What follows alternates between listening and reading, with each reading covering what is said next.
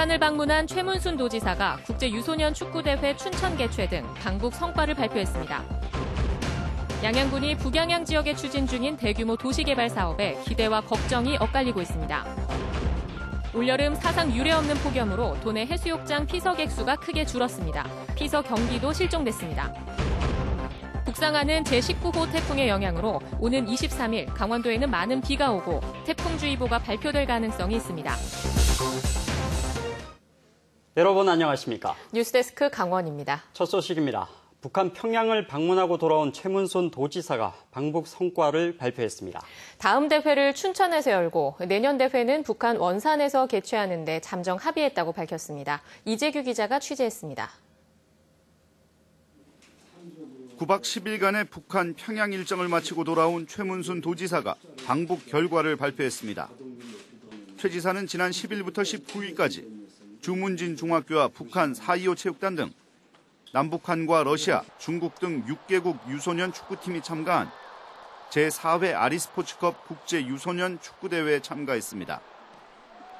최 지사는 이 기간 동안 북한 4.25 체육단장 등을 만나 제5회 대회를 오는 10월 춘천에서 여는데 잠정 합의했다고 밝혔습니다.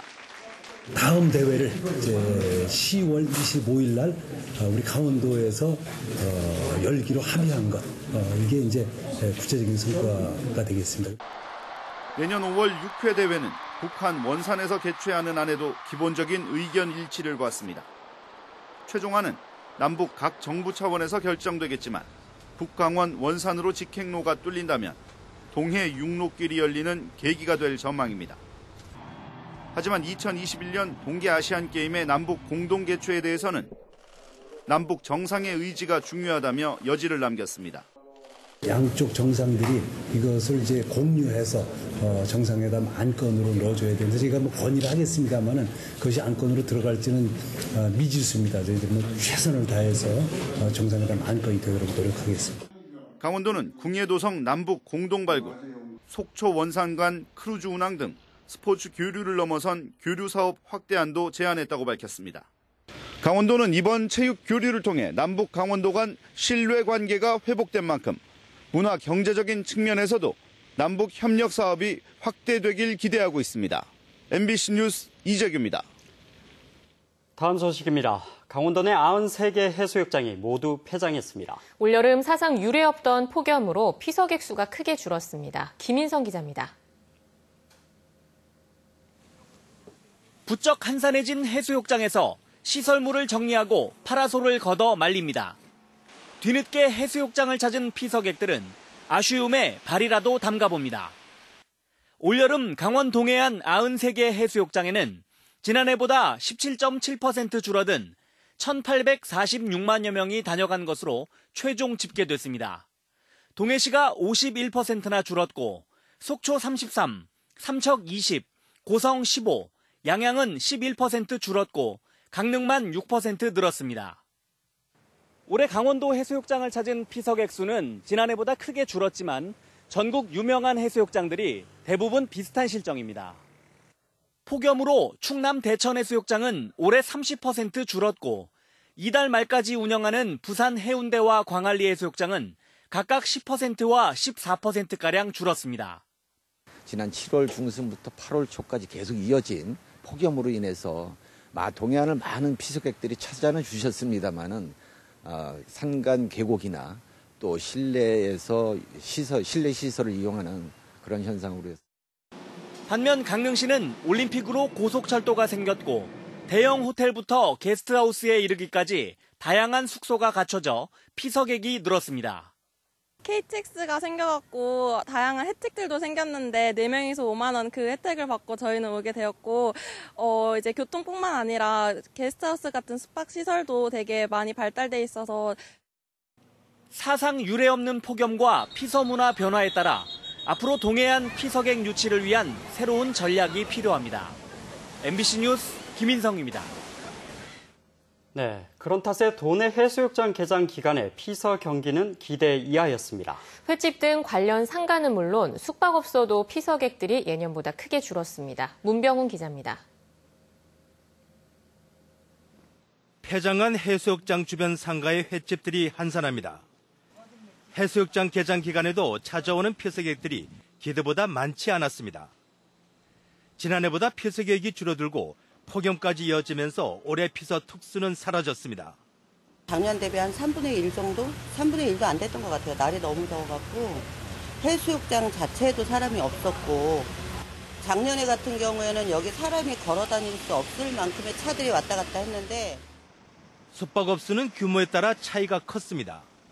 대형 숙박시설은 평균 90%가량 예약률을 보였지만 민박 등 소규모 숙박업소는 예년과는 달리 방이 남아 돌았습니다. 해마다 말썽이 많았던 해수욕장 주변 바가지 요금 시비는 올해 눈에 띄게 사라졌습니다. 동동지방의 대형 업소들은 만실이 될 정도로다가 상당히 영업이 괜찮았다 이렇게 보고 있습니다. 다만 그 소형 업소들은 과거에 그 바가지 요금이라는 그런 단어가 없어질 정도로 공실률이 많이 발생돼서 손해가 많이 발생됐다. 다시 말해서 반토막이 났다. 올해 피서 대목을 잔뜩 기대했던 동해안 해수욕장 주변 상가와 관련 업소는 유례 없는 폭염이 이어지고 피서객까지 감소하면서 이중고를 겪었습니다. MBC 뉴스 문병훈입니다. 양양군이 북양양 지역에 대규모 도시개발 사업을 추진하고 있습니다. 최근 타당성 조사 용역까지 발주했는데 면적이 넓고 비용이 많이 들어 기대와 걱정이 교차하고 있습니다. 김영호 기자가 보도합니다. 동해고속도로 북양양 나들목 주변입니다. 양양군은 지난 2016년부터 이 일대 550만 제곱미터 면적의 도시개발 사업을 구상해왔습니다. 고속도로 서쪽 300만 제곱미터의 농림보전산지와 물치향 배후지역까지 아우르는 복합도시를 조성하겠다는 겁니다. 지난해 양양 지역 토지 소유주들을 상대로 설명회까지 개최했습니다. 넓은 면적에 막대한 개발 비용이 필요한 만큼 이 사업 자체에 대한 회의적인 시각도 적지 않습니다. 물류기지와 주택단지를 조성하고 기존 도시지역 재생사업에 필요한 토지 보상 등 총 사업비는 9천억 원으로 예상됩니다. 그러나 아직까지 구체적인 실현 방안이 없어 부동산 업계는 시큰둥한 반응입니다. 현실적으로 150만 평씩 이렇게 단지 개발한다는 건 뺐으면 그러면 진짜 업체 끌어들여가지고 해야 되는데 쉽나 모르겠네. 양양군은 사업구역을 좁게 잡으면 균형 발전이 어렵다며 장기 계획으로 민간 사업자를 확보해 사업을 추진하기 위해 최근 타당성 용역에 나섰습니다.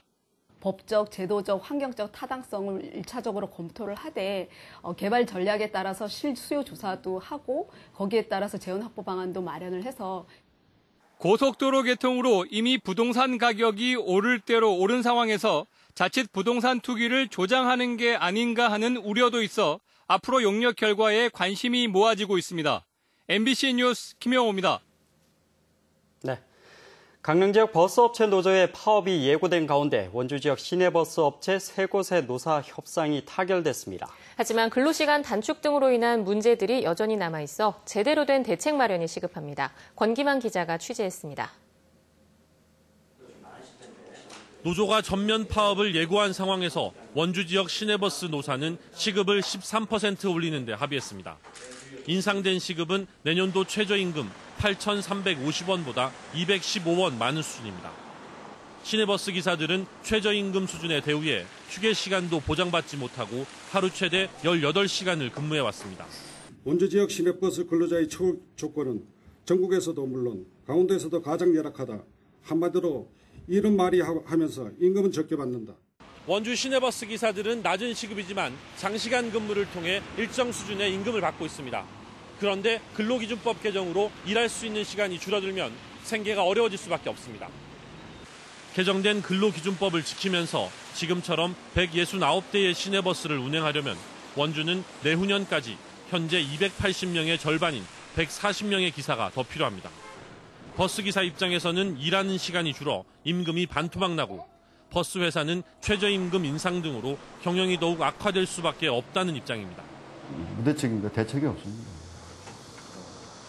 대책을 세울 수 있는 방법이 없습니다. 시내버스 노사 모두 공영제 혹은 준공영제를 해결책으로 요구하고 있지만 원주시는 막대한 예산이 필요한 만큼 일단 조심스럽다는 입장입니다. 중국 경제는 시민의 그 재정이 막대하게 투입되기 때문에 한번 또 시작이 되면은 그다음에 되돌릴 수 없는 상황이기 때문에 아주 시민의 합의가 필요한 사항이고요. 국토교통부가 시내버스 개선 대책을 마련하고 있는데 빨라야 연말에나 결과가 나올 전망입니다. MBC 뉴스 권기만입니다.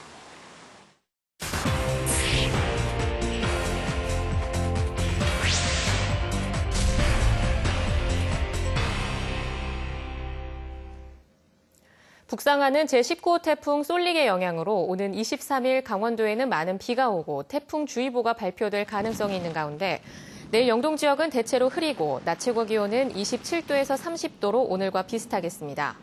또 내일 새벽부터 낮까지 강원 중북부와 산지에는 바람이 매우 강하게 부는 곳이 있겠으니 시설물 관리와 안전사고에 유의하시기 바랍니다. 문재인 대통령이 광복절 경축사에서 강조한 통일경제특구 설치를 위해 고성군이 대응 전략을 수립합니다. 고성군은 금강산 육로관광 재개와 동해 북부선 철도 연결 등 통일경제특구 기반사업 추진 과정에서 다른 시군보다 우위를 선점하기 위해 부군수를 단장으로 하는 남북교류 전담 부서를 구성하기로 했습니다. 남북교류 TF는 앞으로 특구지역 부지 현황 조사와 동해선 철도 건설 지원, 평화지역 개발 사업 등을 전반적으로 담당할 예정입니다. 평일 일과를 끝낸 병사들의 부대박 외출 제도 시행을 앞두고 해군 일함대의 시범 운용이 오늘 시작됐습니다. 일과 후 외출 허용 시간은 오후 6시부터 9시 30분까지며 국방부는 10월 말까지 시범 운용을 통해 장단점을 분석한 뒤 최종 시행 여부를 확정할 방침입니다. 외출 목적은 가족 면회와 외래병원 진료, 소규모 단합 활동 등으로 제한되며 동해 지역에서는 병사들의 외출 허용으로 상경기에 도움이 될 것으로 기대하고 있습니다. 삼척시가 자원동에서 우지동을 연결하는 외곽 도로를 개설합니다. 삼척시는 도시균형 개발과 교통량 분산을 위해 자원동 고속도로 톨게이트에서 우지동 국도 7호선 갈천 삼거리까지 3.7km의 도로 개설을 추진하기로 했습니다. 외곽도로 개설엔 180억 원의 사업비가 소요될 전망입니다. 삼척시는 올해부터 실시 설계와 행정 절차를 시작하고 내년에 사업을 착공해 2023년까지 완공할 계획입니다. 과거 한보광업소가 있었던 태백시 황현동 통리지역 주민들이 국립철도박물관 유치에 나섰습니다. 태백시 황현동 통리번영에는 과거 강삭철도와 스위치백 철도 등 철도 유적과 시설이 많아 국립철도박물관 유치에 최적지라며 정부의 철도박물관 유치를 호소했습니다. 통리역엔 1963년까지 로프로 기차를 끌어올리는 강삭철도가 운행됐고 2012년까지는 기차가 지그재그식으로 오가던 스위치백 철도가 운행됐습니다. 동해안 해수욕장이 일제히 문을 닫으면서 물놀이 안전사고에 주의가 요구됩니다. 강원도 환동해 본부에 따르면 동해안 93개 해수욕장이 문을 닫은 이후 대부분 해수욕장에서 수상안전요원들이 철수해 안전관리에 어려움이 예상되고 있습니다. 이 때문에 일부 시군은 수상안전요원을 연장 배치하거나 물놀이 금지 펼침막을 거는 등 안전관리에 고심하고 있습니다. 지난해엔 도내 해수욕장 폐장 이후 고성 송지호에서 2명이 숨졌습니다. 민선 7기 김철수 속초시장이 약속한 시민중심 원탁회의 운영이 본격화됩니다.